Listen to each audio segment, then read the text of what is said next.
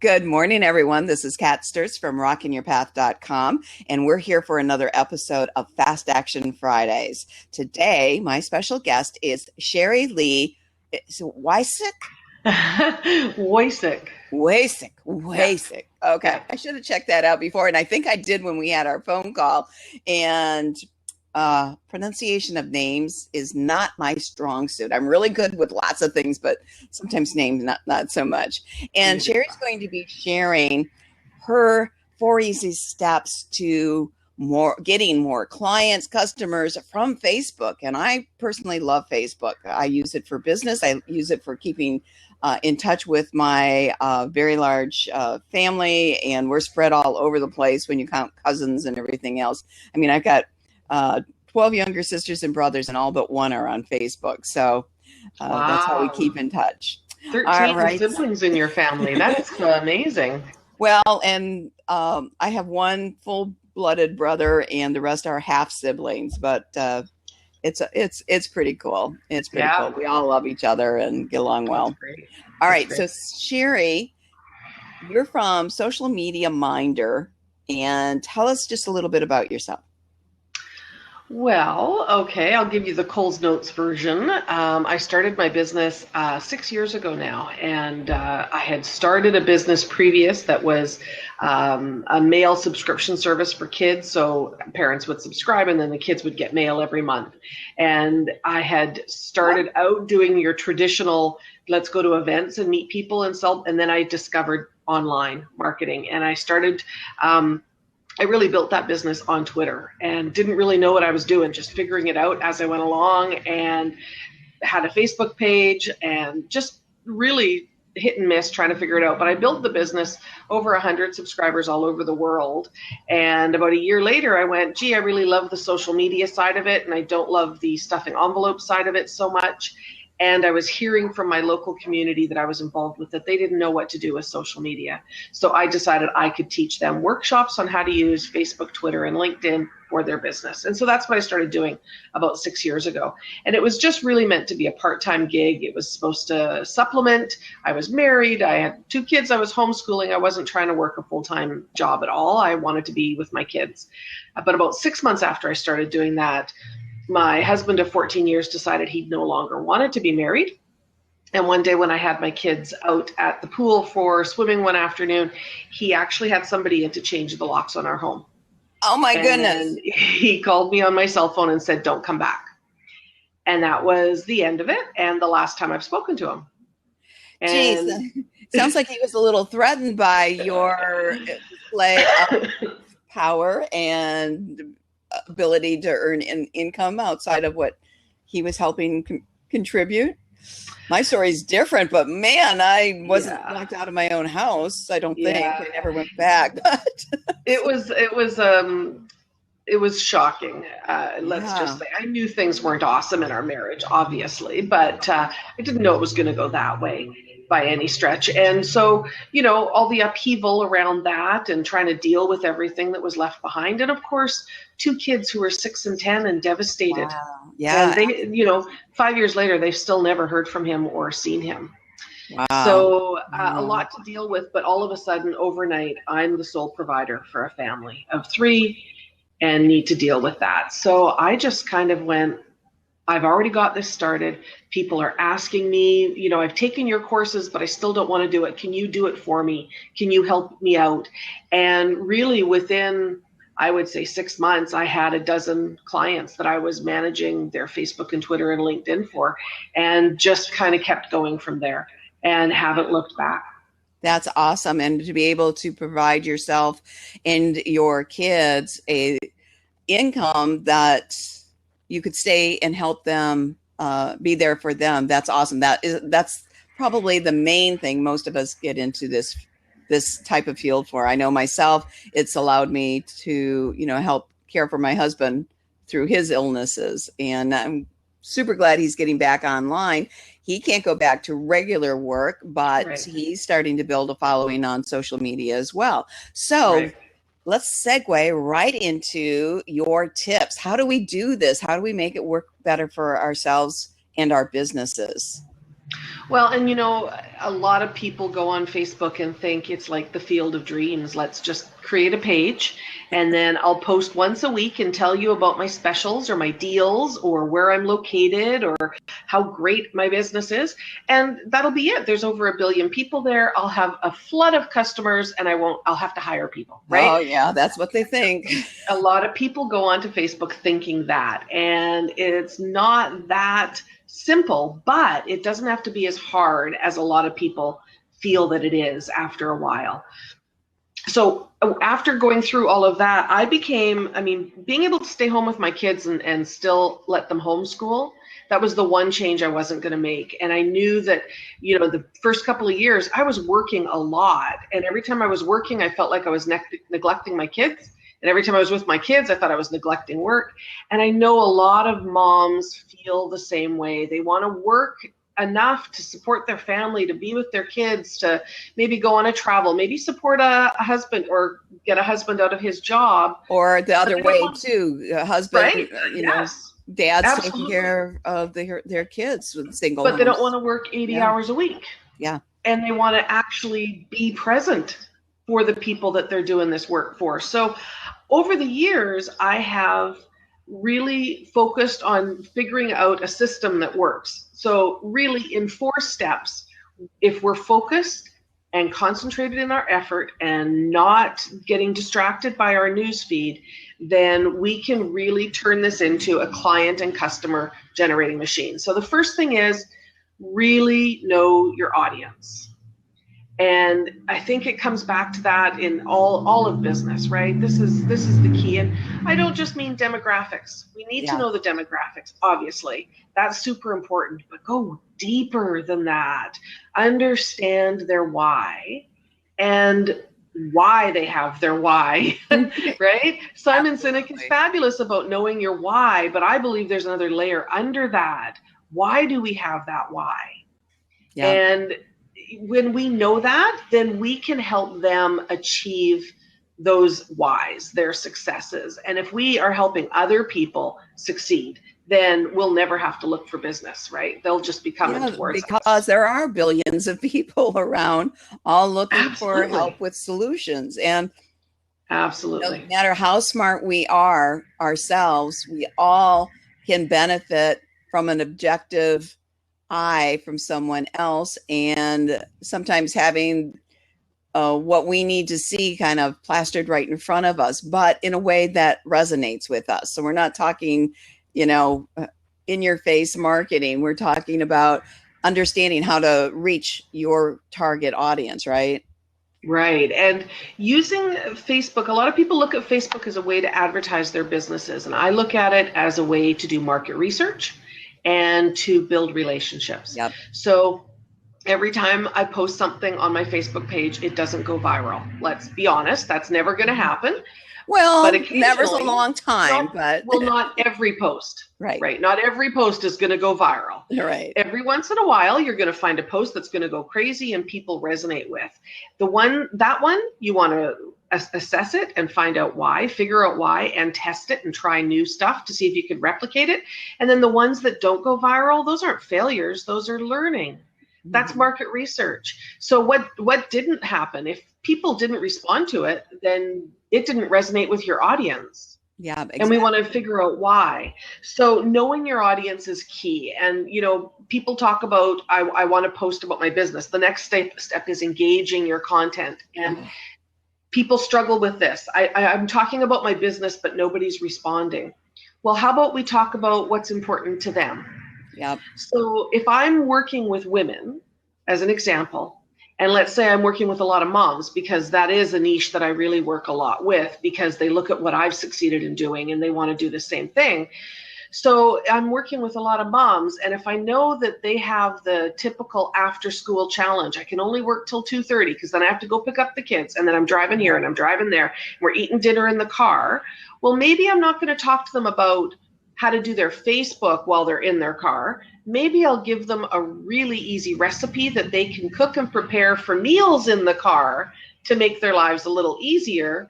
And I haven't talked about my business, but I've added them some value, and I've given them something that's going to make their lives a little easier, because I understand how hard that schlep is after school every day.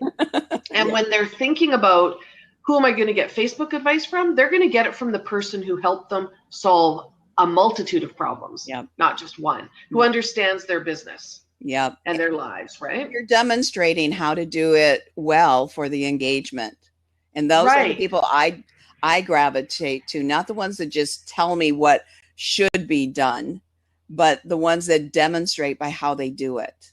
Right, exactly. And it's easy to talk about how, but let's do.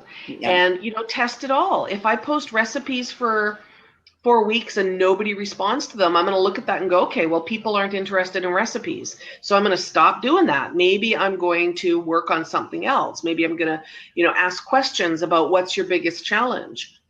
How do you keep the kids' toys organized in your home over the summer? Right. Would you also maybe look to make sure that you're posting that in the places where your target audience is? Of course. I mean, you want to make sure that you actually have your audience presence. Sadly, there is a numbers game in social media. That's a reality that a lot of people have really resisted. But if your Facebook page has 100 likes on it and Facebook's algorithm only shows it to about, 5 or 10, it's going to be really hard to get a lot of engagement out of 5 or 10 people. But if you've got 100,000 people on your page and Facebook only shows it to 5 or 10%, you got a real problem. It's a huge difference, right? So, the numbers is part of it. And using your content, I always use my content and look at it as market research. So I ask a lot of questions. I use a lot of pictures. I try to dig deeper into my audience about what they need so that I can create solutions. And the next step leads to that. As you ask questions and learn about your audience and understand their needs more, you want to entice them to take the relationship deeper with you. So lead magnets, create some sort of freebie that you can give away that gets people to give you their email address. Because let's be honest, we do not own our Facebook page. We don't own our Twitter account. So we can invest all kinds of time and money there. But if Facebook wants to make it disappear, we have very little recourse. Yep. And that's happening to people. And I see people crying that, so, even, this was taken away from me and that was taken away from me. And how dare they do this? And I'm thinking, but you're trying to make money off of a platform that isn't charging you a penny to participate in. That's really unrealistic. So you have to cover your bases. It does bother me, some of these people that are putting all of their eggs into one single platform. And it's like, what's your backup plan? Just like the guy who had his blogger post or site taken down.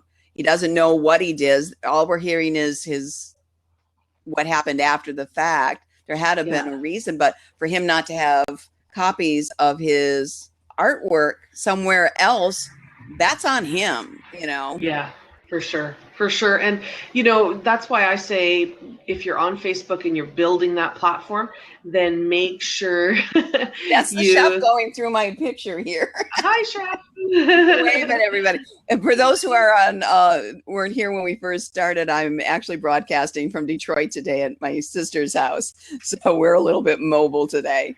All right. So that you've covered 3 things. So the first one was know your audience, almost better than they know themselves. And then engage with them. Engage with great content. And 3 was entice your audience. Entice them. So what's number 4? Number 4 is then solve their biggest problem. Move them farther down. Once they've opted in and given you that email address, you can now send them emails on a regular basis that they are more likely to see far easier than on Facebook, right? You send the email, you can watch if they open it. A lot of people sign up for things and then never look at the emails again, but a lot of people certainly do if you continue to give amazing value that fixes and solves their problems. They're going to be clamoring to open your email. If you write your emails in a way that shows them you just want to see them succeed. Yep, absolutely. And so send those emails out. And, on Facebook, you can get super technical. You can take that email list and run ads to them to remind them to read your newsletter if you want. And then you're getting at them from two different locations, but really take that opportunity to have their email list and use it to continue to build that relationship, to get connected with them, and then eventually make that offer that makes them a paid customer to you. Exactly. I love doing that. I mean, that's part of the passion work that I have as a business life and marketing coach, is doing that. And I'm right now, in fact, as we speak, this next, I started 3 days ago. The next 7 days, I've moved even my email list provider from Aweber to ConvertKit, which makes it Wow. more. It's the right platform for me. It's not the right platform for everybody, but it's the right platform for me in allowing me to reach my list with the messages that I want them, that they've actually told me are most useful. So if I already know which things have been most useful for people who have been on my list for a while, I'm pretty sure that if I'm in that same market, that it's going to be useful to new people coming up. So, Right. yeah. Right. That's that market research thing, right? It goes back. It's like a circle. It goes back to knowing your audience. Yeah. So, as an example, and I mean, creating lead magnets can be super intimidating to people because they seem like they're huge and daunting. They really don't have to be. There can be a real simple strategy to create a lead magnet like in an hour. And so Monday morning, we woke up in Canada, where I am, and Pokemon Go, which we'd been hearing about endlessly, and my kids wanted so badly, came to Canada on Sunday. So Monday morning, my kids are on this, and I'm watching stuff that's going on. Well, in an hour, I created a lead magnet for businesses who would like to leverage the traffic that's happening around their businesses from people playing Pokemon Go. How to use it to actually increase their business. So within an hour, I made this, and started offering it out to my local community so that they could start, instead of being annoyed by all the traffic, entice them, encourage them, bring them in, and make some money off of them. It's not going to last forever. Yep, exactly. So, which leads right into a question from Cindy, who's right it for you in our chat roll here. She says, do you give the freebie on social media via email sign up, or send them to your website to opt into something? Now, I know what I would answer to this. What's your answer, Sherri-Lee? My answer is almost always I'm going to use Facebook to drive traffic to a landing page that's very specific. So I don't just send them to my website, because there's too many other things they can do there. There's an opt-in there for sure, but they could click on the About Me, they could click on, this link or that page. And I don't want to really let them get distracted. I want them to go to a landing page exclusively to that specific lead magnet, that offer, where the only thing they can do is sign up or shut the window. Yeah. And I want to make sure that when they get to that landing page, they see the value in claiming that lead magnet. They know what's in it for them, so that they will opt in. So I speak very clearly to what their problem is and what the solution is that's in this freebie they're claiming. Yep, agree. Now, there are apps that allow you to do that, where they opt in without leaving Facebook, and it goes into where you are, and you build that opt-in on Facebook with that same information that's on your website. But if you can get them to your website seamlessly, so it's not them clicking this and clicking that and clicking that to finally get to your website and find the place, it works better for everyone. They get what they're searching for, what they're seeking quicker, seamlessly. They like you because they didn't have to jump through hoops to get it. And you've gained another active subscriber. We don't want to build numbers just to build numbers. You don't want to be paying your list management service for extra numbers of people on your list who never open anything or never respond to anything, because that's wasted money. I mean, that's like buying an ad that no one ever reads. It's like, having, when I worked for the newspaper, first as a field reporter and then an assistant editor, and then I moved into advertising sales. You get those flyers, and they get stuffed in and delivered with, and so many just got thrown in the trash. And I'm thinking, Mm-hmm. I hope these businesses are leveraging other ways to, Right. because all I could see was a lot of money, feeding the landfill.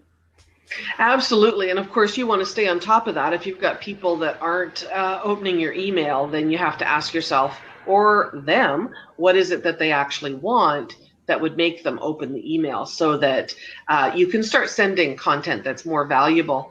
And Facebook, a couple of things that I wanted to mention about the landing pages. Once they've hit the opt-in page, when they hit the thank you page, I always use that as an opportunity after I've gotten the email to either send them to a specific article on my blog, or send them to my Facebook group where I could continue to deepen that relationship with them, or to send them to my website. So there's always that opportunity on the thank you page, which I think a lot of people underutilize these days. They say, thank you, your thing's in the mail, see you later. And that's the end of it. Let's use that to move them to the next level. And then Facebook. Right, and give them more value, give them an unexpected Absolutely. bonus. And it's like, whoa, this person's really connecting with me. Yes, yeah, absolutely. And I think the thank you page has definitely been underutilized so far.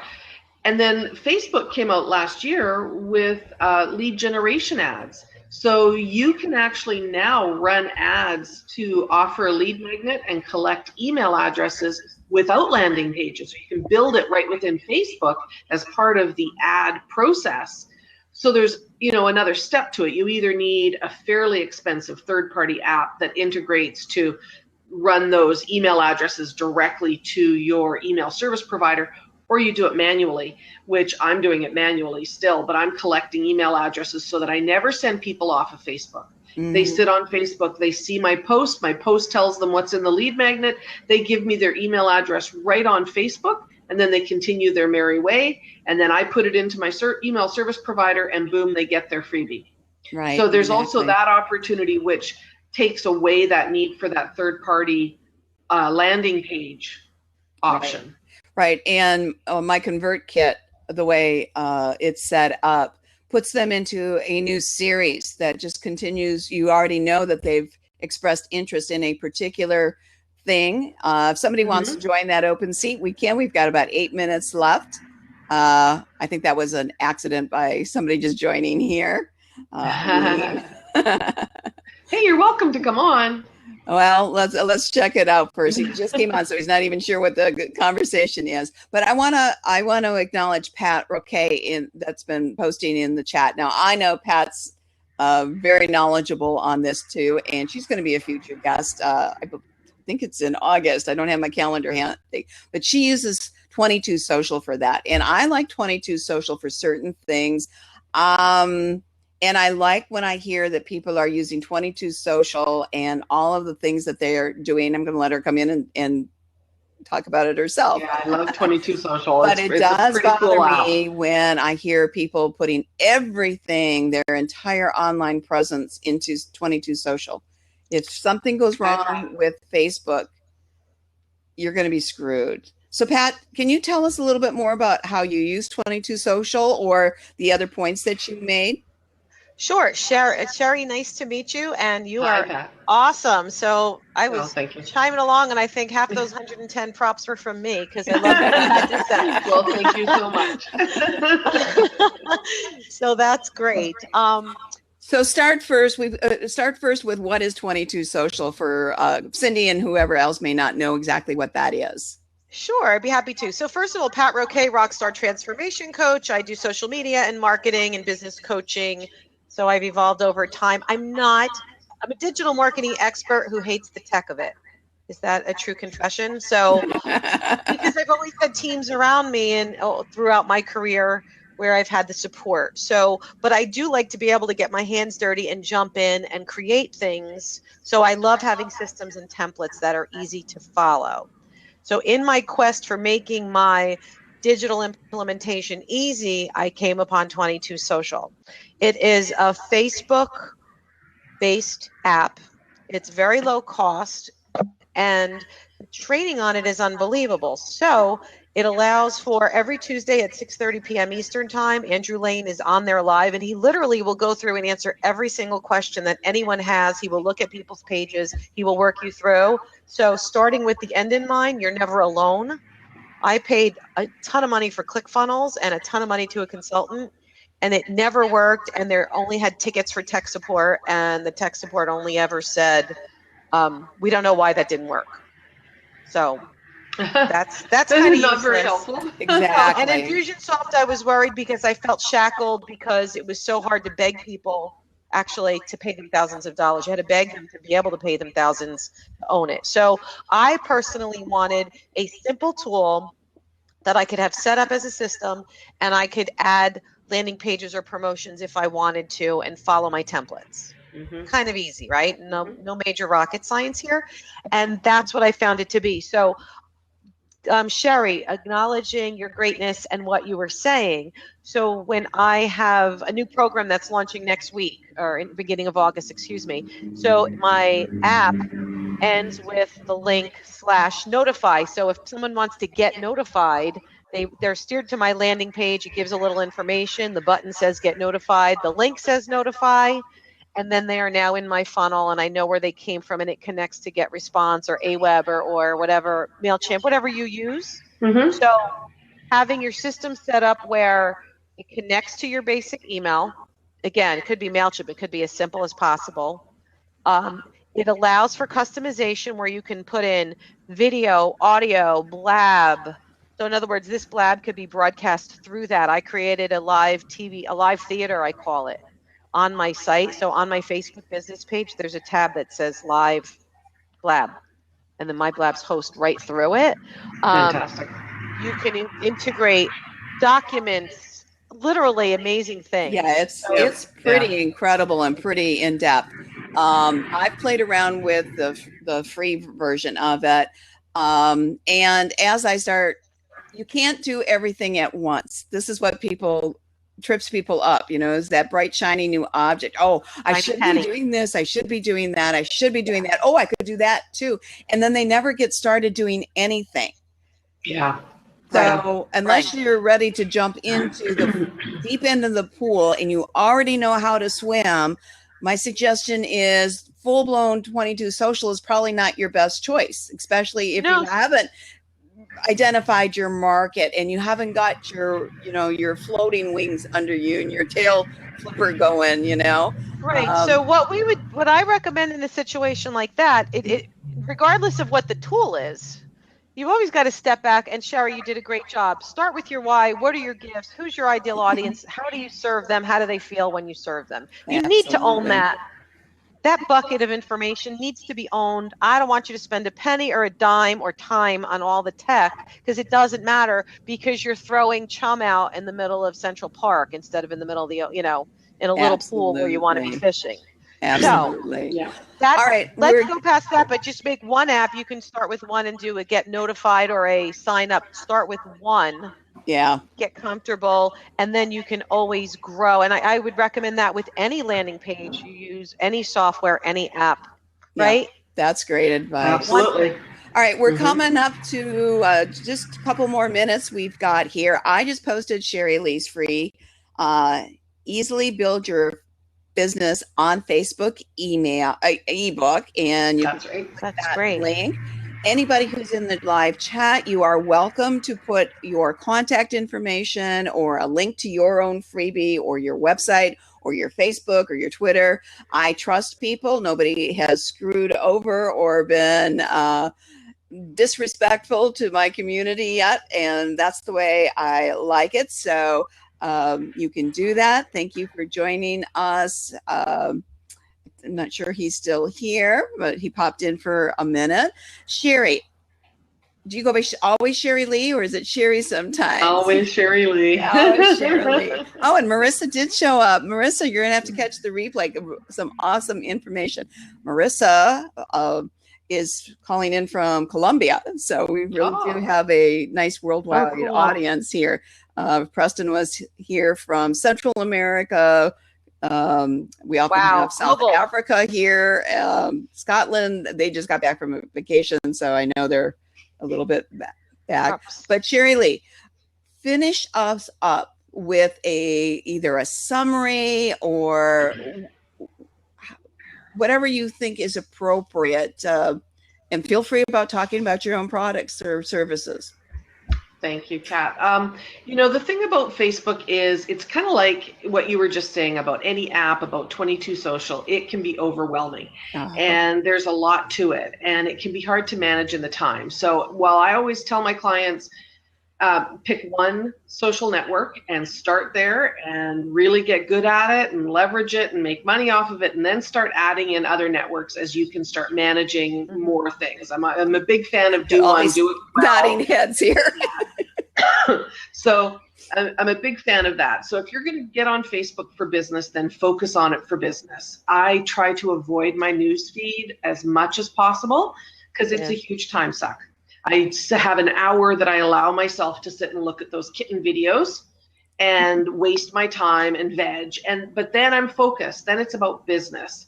And I'm always looking at it as market research. So when I shifted my head and from thinking about I'm going to post and I'm going to get business to I'm going to do market research and find out more about people I can help, that immediately freed me up. I didn't look at posts that got no engagement as failures. I just looked at them as information. So things shifted when I saw it as market research, less than a way to build my business. Exactly. However, I built my business when I started seeing it that way. So be really focused, be really dedicated, plan ahead, figure out what you're doing in advance. Don't go at it willy-nilly and wait for 4 o'clock in the afternoon to figure out what you're going to post that day. Have a plan, create a plan, have a timer, and figure out your audience, who they are, understand why they're doing what they're doing, engage them with content that they love, entice them with your added value, and then they will want to do business with you. Yep, absolutely. And if it's they also don't, a marathon. They're not your target market. There are plenty of people out there. Absolutely. That's right. Yeah, if they don't, it's okay.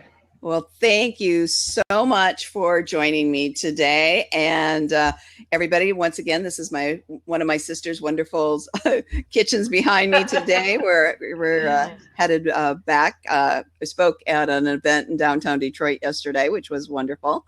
And we will be back next week. Preston Odenbritt, who was here earlier, will be talking about travel and opportunities to engage with your audience while you're traveling and to make extra money, maybe being a travel, like broadcasting from wherever you're at or putting extra information into your travel. I'm really screwing that one up. Helping to fund your own travels. Awesome. Hearing where you're at and tips about what you're doing and the finds that you're getting on. And he's got an awesome service that he provides to businesses with a live feed webcam. And talk about getting stuck on social media. I've been to Europe a few times, and St. Mark's Square in Venice was a real favorite of mine, as was a place in Florence and a place in Nice. And the business he's associated with has live cams in those places, and you can watch in real time what's going on. They even caught one of the volcanoes erupting the other day, so that was pretty cool. Fantastic. I know. So this is Kat Sturtz with my special guest, Sherri-Lee Woycik. Oh my God. I finally got Pat's name right.